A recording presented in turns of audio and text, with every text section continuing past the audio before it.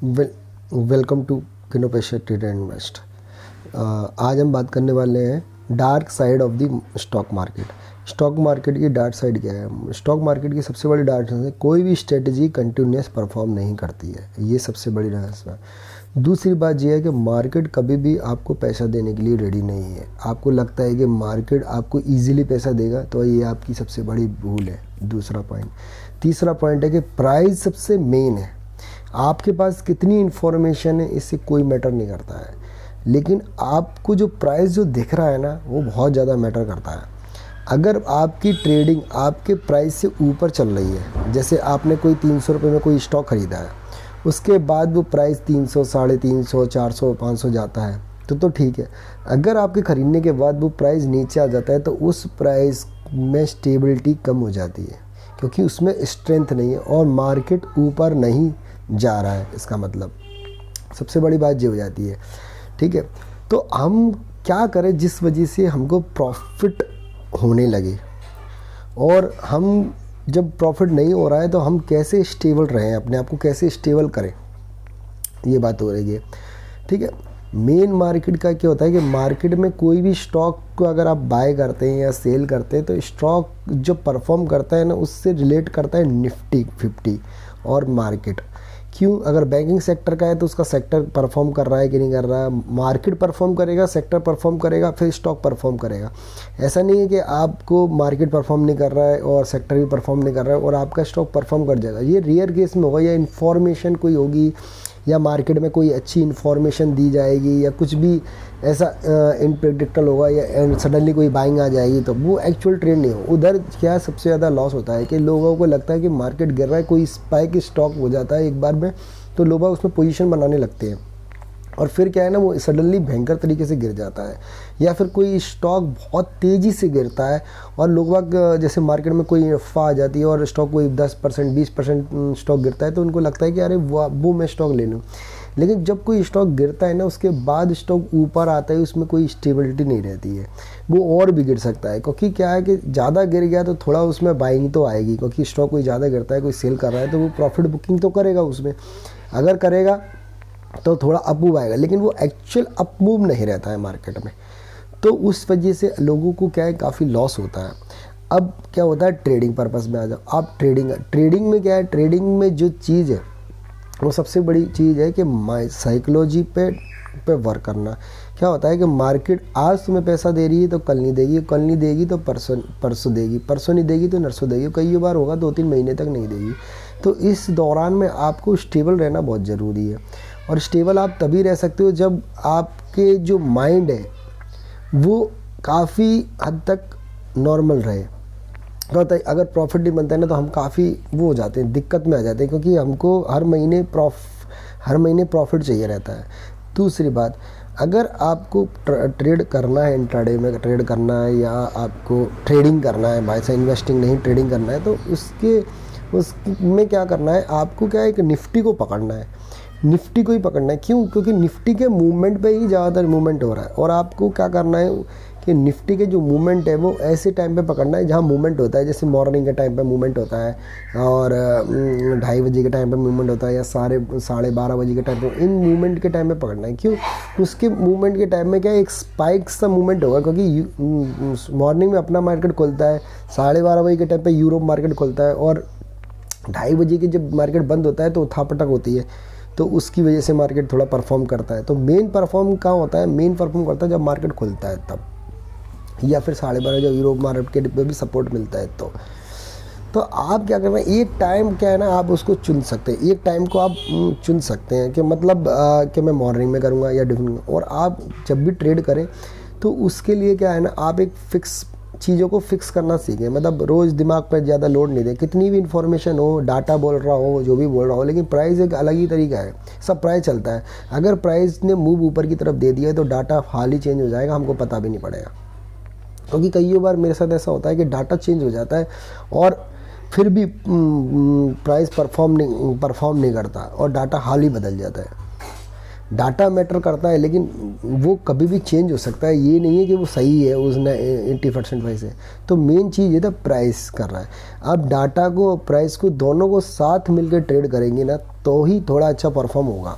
और सबसे अच्छी है कि मोमेंटम में आप ट्रेड करेंगे। मोमेंटम में जब आप ट्रेड करेंगे ना तो वो एक ही वन साइड ही स्टॉक जाएगा। तो वन साइड स्टॉक रहेगा तो आप उसमें घुस के जल्दी उन लोगों से पहले निकलेंगे तो आपको प्रॉफिट होगा। और आपको दूसरा पॉइंट ये है कि आपको है ना मार्केट में हमेशा ये ध्यान रखना पड़ेगा कि आपका प्रॉफिट ज़्यादा हो और लॉस कम हो।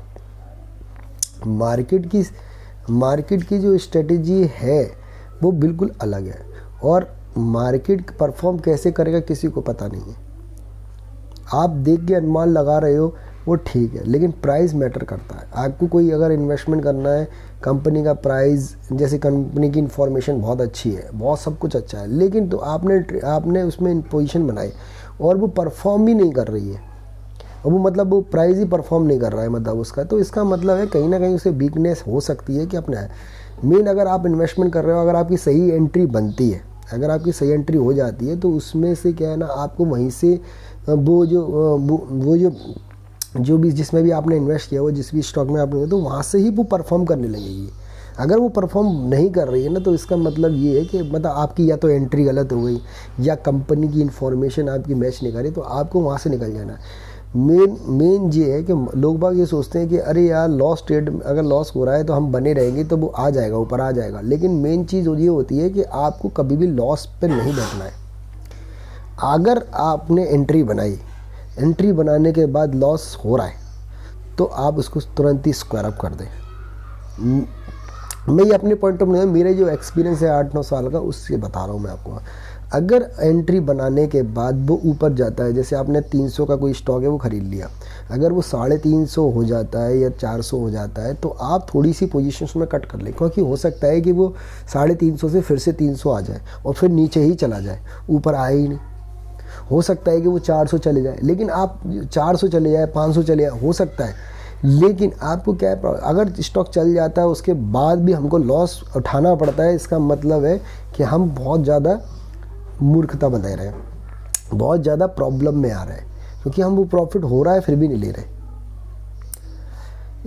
इसी चक्कर में जो मार्केट जो रहती है ना, वो क्या है ना, प्राइस परफॉर्मेंस बेस्ड है, प्राइस है सब कुछ, तो आपको भी प्राइस पे ही ध्यान देना है। अगर मार्केट में आप एंट्री बनाओ और प्रॉफिट हो रहा है तो उसको थोड़ा सा बुक कर लें, उस अपने आप को सेव करें, फिर उसमें जमे रहें और उसको ट्रेल करते रहें।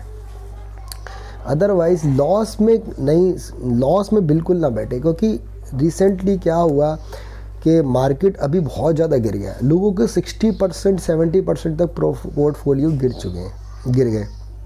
जो छोटे स्टॉक्स थे, छोटे स्टॉक जल्दी गिरते हैं, बड़े स्टॉक देर में गिरते हैं, स्टॉक गिर गए। तो क्या हुआ सॉरी, तो मार्केट क्या है ना, मार्केट ऊपर जा रही है तो हमको प्रॉफिट भी लॉक करते हुए चलना है। मार्केट आपको पैसा देना नहीं चाहती है, इसीलिए लोग मार्केट से पैसा नहीं बना पाते हैं और बहुत ज़्यादा प्रॉब्लम्स का सामना करना पड़ता है। ठीक, तो इसी वजह से आपको हमेशा ये ध्यान रखना है कि जब भी प्रॉफिटेबल ट्रेड हो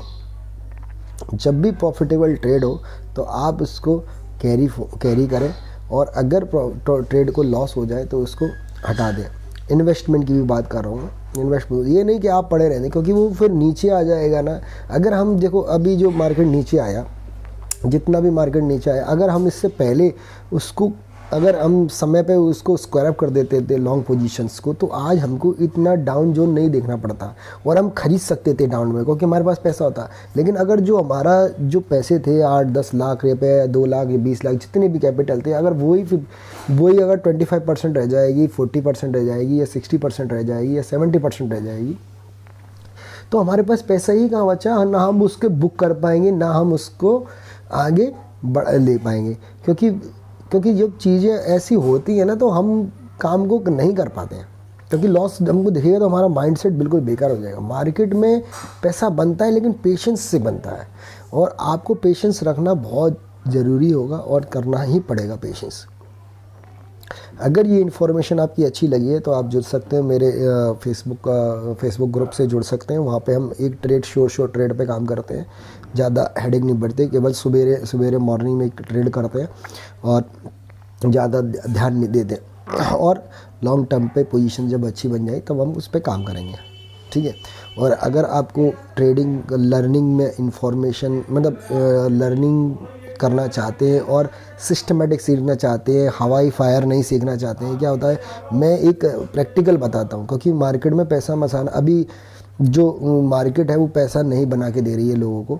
मैं ये खुद प्रैक्टिकल और ओपनली बोल रहा हूँ, क्योंकि झूठ बोलने से कुछ मैटर नहीं निकलता है। जो नहीं दे रही है तो नहीं दे रही है, ना ट्रेडर है नहीं दे। जब मार्केट ऊपर चलेगी ना तो काफ़ी लोगों को प्रॉफिट होगा। जब मार्केट नीचे जाती है तो बहुत ही कम लोगों को, बहुत ही रेयर लोगों को लॉस होता है, वो प्रॉफिट होता है। तो ठीक है, तो आप पेशेंस बना के रहें बुरे समय में, क्योंकि मार्केट नीचे जाएगा तो आपसे पैसा लेगा। क्योंकि यहाँ पे क्या है ना, मतलब कोई जीत रहा है तो कोई हार रहा है, ये बात ध्यान रखें। तो आप ऐसा चीज़ करें जो कम से कम देखें, लॉस को कम से कम रखें, प्रॉफिट को जैसे अगर 4 ट्रेड लॉस की हो और एक प्रॉफिटेबल ट्रेडर हो तो भी आप 2 प्रॉफिटेबल ट्रेडर तो भी आप प्रॉफिटेबल ट्रेडर रहें। इस वजह से अगर ये इन्फॉर्मेशन अच्छी लगी हो तो आप मेरे ग्रुप से जुड़ सकते हैं और मुझसे सीखना चाहते हैं तो वेलकम, ठीक है दोस्तों। थैंक यू वेरी मच, मिलती है नेक्स्ट वीडियो में।